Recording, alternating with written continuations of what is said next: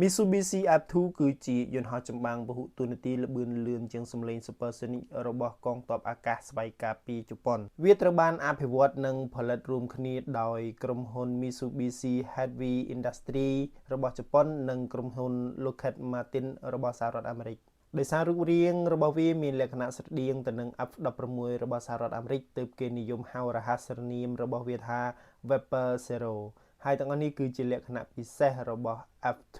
ការខុសប្លែកពី F-16 របស់សហរដ្ឋអាមេរិកមិនមែនគ្រាន់តែជាការចម្លងឡើយទោះបីជាយកគ្រោងឆ្អឹង model F-16C Block 40មកធ្វើជាមូលដ្ឋានក៏ដោយប៉ុន្តែជប៉ុនបានកែប្រែរចនាសម្ព័ន្ធធំៗជាច្រើនស្លាបធំជាងមុន 25% ស្លាបរបស់ F2 ធំជាង F-16 ដែលជួយឲ្យវាមានកម្លាំងលើកខ្លួនបានល្អបត់បែនបានរហ័សនិងអាចផ្ទុកប្រេងក្នុងស្លាបបានច្រើនជាងមុន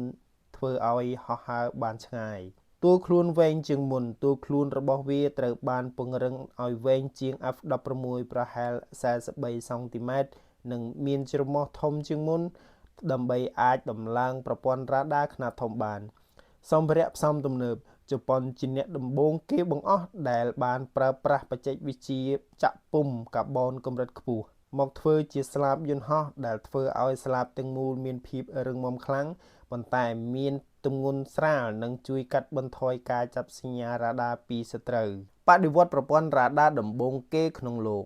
យន្តហោះ F2 គឺជាយន្តហោះចម្បាំងផលិតទ្រង់ទ្រាយធំដំបូងគេបង្អស់ក្នុងលោកដែលមានបំពាក់ប្រព័ន្ធ Radar Scan Electronic សកម្ម AESA ប្រភេទ APG-1 បច្ចុប្បន្នធ្វើទំនើបកម្មទៅជា JAPG-2 វាត្រូវបានដំឡើងមុនពេលយន្តហោះ F-22 Raptor របស់សហរដ្ឋអាមេរិកដាក់ឲ្យប្រើប្រាស់ទៅទៀតរ៉ាដានេះមានសមត្ថភាពខ្ពស់បំផុតក្នុងការស្កេនរកគោលដៅពីលើអាកាសនិងលើទឹកបានឆ្ងាយត្រឹមត្រូវនិងធន់នឹងការរំខានពីរលកសញ្ញាអេឡិចត្រូនិករបស់សត្រូវឯកទេសខាងកំទេចនាវាចម្បាំងបេសកកម្មចម្បងបង្អស់របស់ F2 គឺការការពារដែនសមុទ្រជប៉ុនពីការឈ្លានពានដូច្នេះវាត្រូវបានរចនាឡើងឲ្យមានចំណុចព្យួរអាវុធនៅលើស្លាបរហូតដល់13ចំណុចច្រើនជាង F-16 ដែលអាចផ្ទុកបានដូចជាមីស៊ីលប្រឆាំងនាវាចម្បាំងវាអាចផ្ទុកមីស៊ីលប្រឆាំងនាវាដ៏មានឥទ្ធិពលដែលផលិតដោយជប៉ុនផ្ទាល់ដូចជាប្រភេទ ASM-1 និង ASM-2 ចំនួន4ដើមក្នុងពេលតែមួយអាវុធអាកាសទៅអាកាសសម្រាប់ការពារខ្លួនវាបំពាក់មីស៊ីលរាវរកកម្ដៅចម្ងាយខ្លី AAM-3 AAM-5 និងមីស៊ីលបាញ់ពួនរ៉ាដារយៈចម្ងាយមធ្យមទំនើបប្រភេទ AAM-4B ដែលប្រើប្រព័ន្ធរ៉ាដា AESA តូចនៅលើក្បាលមីស៊ីលផ្ទាល់រួមទាំងកាំភ្លើងយន្ត20 មីលីម៉ែត្រ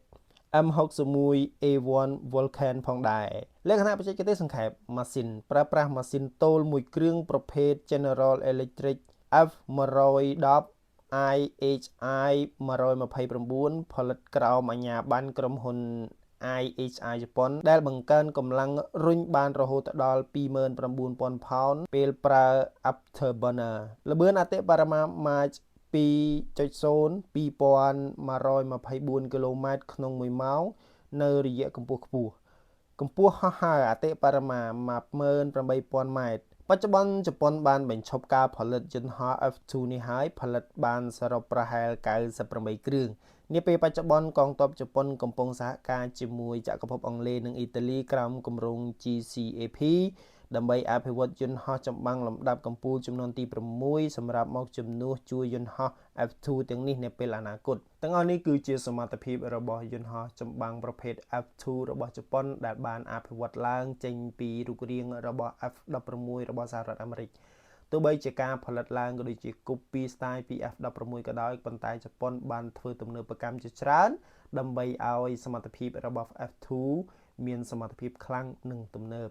ប្រសិនបើកម្ពុជាមានចំណាប់អារម្មណ៍បង្វែរអារម្មណ៍ទៅទិញគ្រឿងសព្វាវុធពីជប៉ុនក៏ដូចជាយន្តហោះចម្បាំងពីជប៉ុនតើបងប្អូនយល់យ៉ាងណាដែរចំពោះសមត្ថភាពរបស់អាវុធជប៉ុនក៏ដូចជាគ្រឿងយន្តឧបករណ៍របស់ជប៉ុននាពេលបច្ចុប្បន្នកុំភ្លេច comment និងចែករំលែកវីដេអូនេះម្នាក់មួយផងបាទអរគុណច្រើន